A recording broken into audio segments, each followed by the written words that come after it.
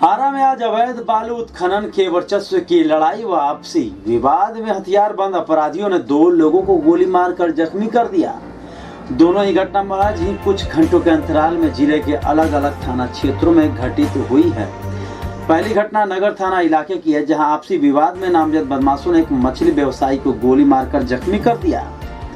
वहीं बढ़ारा थाना क्षेत्र के फुहा गांव के समीप कमालूचक सोनदियाना इलाके की घटित घटना है, जहां अवैध बालू खनन के वर्चस्व की घटना में ट्रैक्टर चालक को गोली मार दी गई, जिससे वह जख्मी हो गया है। ट्रैक्टर चालक नेकनाम टोला गांव निवासी छोटेलाल राय है, जिनके बाएं हाथ में गोली लगी है।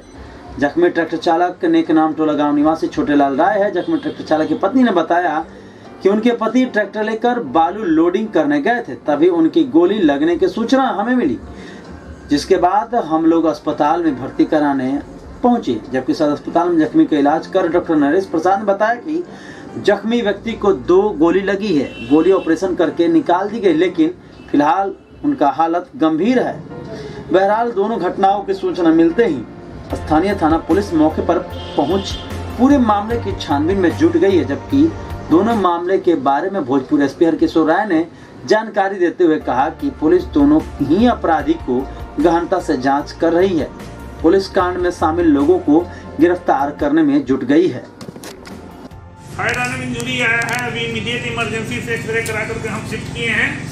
मैं डॉक्टर नरेश प्रसाद, मेरे साथ जितेंद्र मिश्रा हैं, जो हम लोग डील कर रहे हैं। सभी स्टाफ एकदम बलपूर्वक लगा हुआ है। कई गोली का टुकड़ा हम लोग निकाले हैं। ये रिस्ट ज्वाइंट से लेकर के हैंड जो है पूरा कंप्लीटली यानी टुकड़ा टुकड़ा बना हुआ है। लीडर को हम लोग बंद कर करके आप देख रहे हैं जो मैं बैंडेज कर रहा हूँ। इसके पहले हमने आर्म में था गोली निकाले और इस पेशेंट को जो है तो हाथ बचाने के लिए पटना रेफर कर रहे हैं। कितने जगह सर गोली लगा है? क्या कितने जगह गोली लगा हाथ में? एक तो यहाँ पर लेफ्ट हैंड में लगा है, एक लेफ्ट नहीं, ये राइट आर्म में, सॉरी लेफ्ट हैंड में लगा है, लेफ्ट आर्म में लगा है और लेफ्ट यहाँ पर लगा हुआ है आइलियक रीजन में। तो ये 3 जगह इसका स्पॉट है और बाकी आरा सर्जरी के कारण ही पूरे बिहार में टॉप किया है। फिर भी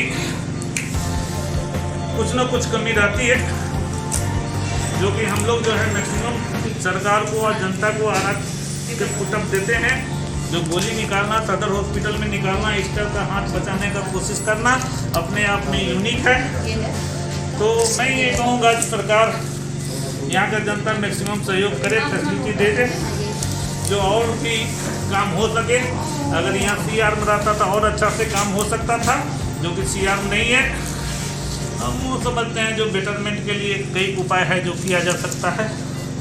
सर जो पेट में जो गोली जो बता रहे वो अभी निकला है या वो वही है? अभी चेकअप में है। उसको फिर हम एक्सरे कराते हैं, ठीक ना जी। उसके बाद उसको देखते हैं, लगता है जो सेफ पोजीशन में है उसका एक्सरे कराने के बाद ही हम जो है तो कुछ कर पाएंगे। यहाँ के MLC साहब काफ़ी सहयोग कर रहे हैं। हम लोग उन्हीं के बदौलत, उन्हीं के सहयोग से, स्वजन से सेफ काम कर रहे हैं। जानते हैं कि पेशेंट को जितना किया जाए उतना कम है और अभी रूटीन OT को बंद कर करके हम ये इमरजेंसी काम कर रहे हैं। कहाँ गए थे? ये सोन में गए थे बालू लोड करने के लिए ट्रैक्टर लेकर। गोली इन्हीं के साथ चला है कि कहीं किसी और? ये सब तो हमको मालूम नहीं है। गोली लगने के बाद मेरे पास फोन आया। क्या फोन आया था? कि गोली लग गया है। कहाँ गोली लगा? हाथ में लगा है। ये कहाँ सोन में कहाँ पे गए थे? सोन पे फूहा। आप कौन है जो जख्मी हैं? वाइफ है। उनका क्या नाम है? छोटेलाल। घर? नेकनाम टोला। क्या? देखिए ये पेशेंट अभी OT से है, OT से अभी निकल रहा है। हम लोग करके दिए हैं, डायरेक्ट इमरजेंसी में आया था। ये पेशेंट महेंद्र रेफर से आया है और ये काफ़ी हाथ में और बाँ में गोली लगा हुआ है और एक बायां जो है तो कमर के पास में भी गोली लगा हुआ है। तो हम लोगों ने इसको जान बचाने का कोशिश किया। काफ़ी सीरियस है पेशेंट, काफ़ी ब्लीड कर रहा था और इस टाइप का यूनिक केस है, जबकि डिस्ट्रिक्ट में डील हो रहा है। इस टाइप का केस डिस्ट्रिक्ट में डील नहीं होता है, सिंपली लोग कर भेज देता है। लेकिन हमने इसको सोचे कि इस पेशेंट को बचाना है, क्योंकि हाथ में गोली लगा हुआ है। अगर मेहनत करेंगे तो पेशेंट शॉक में नहीं जाएगा, बच जाएगा पेशेंट। हो सकता है इसका हाथ भी बच जाएगा। तो इसलिए मैंने डायरेक्ट इमरजेंसी से ओटी को हम ओटी में लिया और ओटी में लेने के बाद सारी स्टाफ की मदद से, डॉक्टर जे.एन. मिश्रा की मदद से इसको हम लोग बचाने का कोशिश किया। जितना भी ब्लीडर है इसको हमने बांध करके टूनिक लगाया है और इसका हाथ मल्टीपल फ्रैक्चर है, टोटल बोन फ्रैक्चर है, बोन मिसिंग है और काफ़ी ब्लीड कर रहा था, फिंगर सेनोसिस हो रहा था।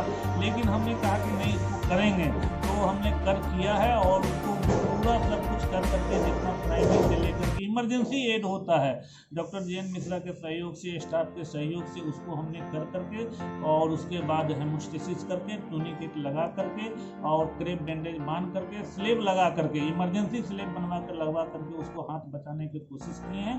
पेशेंट अभी सीरियस है, लेकिन मुझे उम्मीद है जो ये पेशेंट बच जाएगी और हाथ में भी अगर कोशिश किया जाए तो बच सकता है।